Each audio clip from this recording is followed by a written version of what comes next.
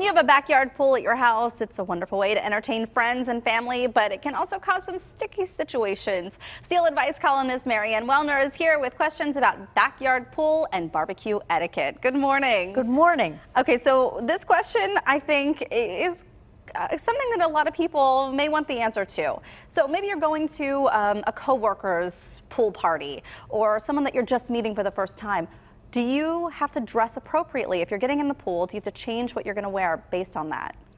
Of course you dress appropriately, and you wear sundress, shorts. If you slip into a suit, remember, it's not the Riviera. I love that. It's Pittsburgh. And so don't go, particularly the young people, don't parade around where people are not in bathing suit attire and you're in your tiny little bikini.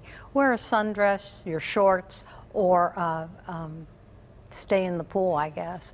But remember where you are. And if it's your pool, are you allowed to ask somebody to cover up if you feel like their attire is inappropriate? I think it gets very, very tough. But I do think if you're the mother, say you're myself and I have teenage granddaughters, and someone comes who is not appropriately dressed, you could say to your granddaughter, maybe you could tell your friend to put on a pair of shorts, because sometimes you don't realize you're embarrassing yourself. I see. Okay, so here's a question. My girlfriend didn't bring her bathing suit to our annual pool party and then asked me to loan her one of mine. Was I right in saying no?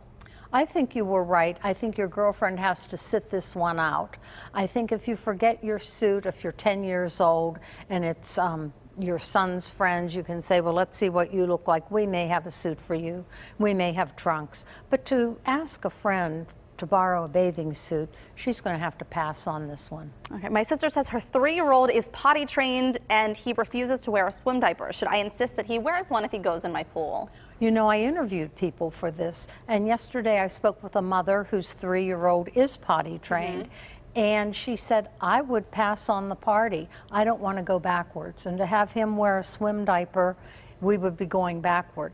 Then I talked to a man who had a pristine, beautiful new pool, and he said, whose pool is it anyway? It's my pool. Then I called a swim club, and they said, we leave it up to the parents. We prefer a swim diaper, but it's the parents' call. See, we are out of the potty training phase. I mean, we're, you know, right in the, I couldn't imagine putting a swim diaper on my almost 4-year-old now, but. Right, the child would feel terrible. Right, but if you own a pool, I can see wanting to make sure.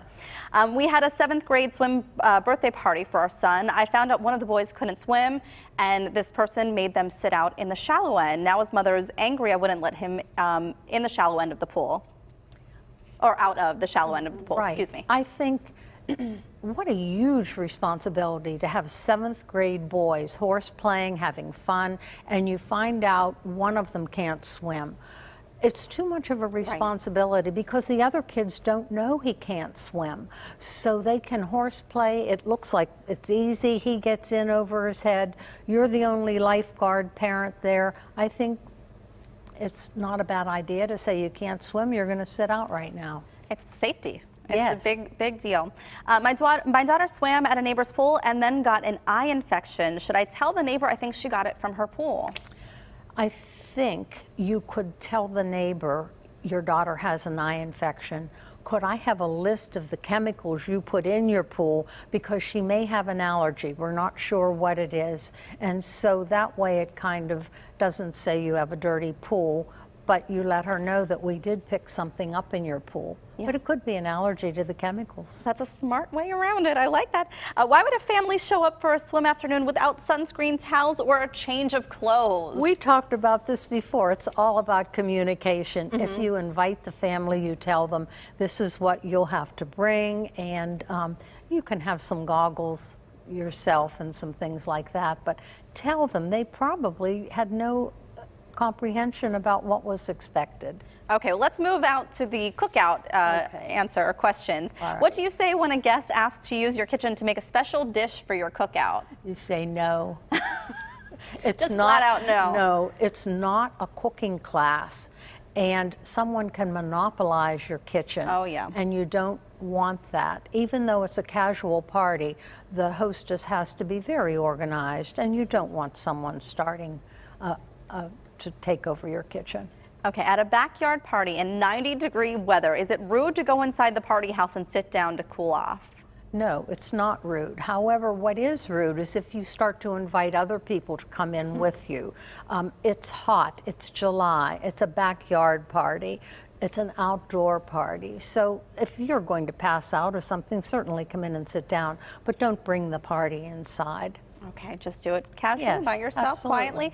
How do you ask the host to put pets somewhere else instead of letting them run around and jump on people and tables? Well, I think you ask very carefully and you turn it around that you want the pets to be more comfortable because they're excited with all of the guests. Would they be more comfortable locked up in another room because everyone else would be? So I think that's very delicate. It is, and I feel like as a pet parent, you kind of have to keep an eye, maybe see if your pet's getting out of control. Yes. Okay, how should I have handled my neighbor who insisted on bringing firecrackers to our 4th of July party?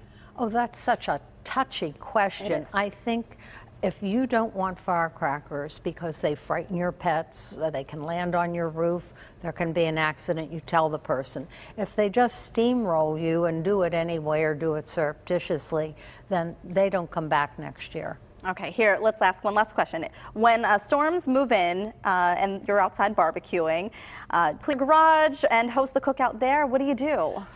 All good hosts have a backup plan. You either have a tent, a porch, your garage. You have to be careful that the weather can change.